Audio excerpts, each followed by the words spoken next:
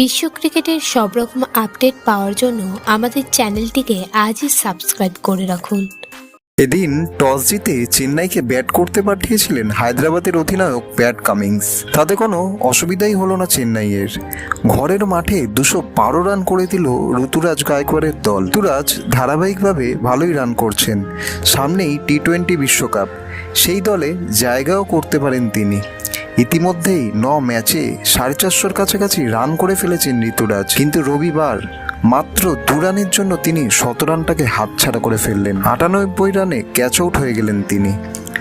যথারীতি 213 রানের লক্ষ্য মাথায় নিয়ে ব্যাট করতে নামে হায়দ্রাবাদ, কিন্তু প্রথমেই ব্যাটিং ভেঙে পড়ে হায়দ্রাবাদ। তুষার শুরুতেই আউট করেন ট্রাভিস হেডকে। এরপর হায়দ্রাবাদের মিডিল অর্ডারকে ভাঙেন পাথিরানা ও জাদেজারা। যে দল অনায়াসে 250 তুলে দেয় প্রথম ব্যাট করে, সেই দল শেষ হয়ে গেল 134 রানে। ভিডিওটি ভালো লেগে থাকলে বাংলার ক্রিকেট চ্যানেলটিকে অবশ্যই সাবস্ক্রাইব করে দিন।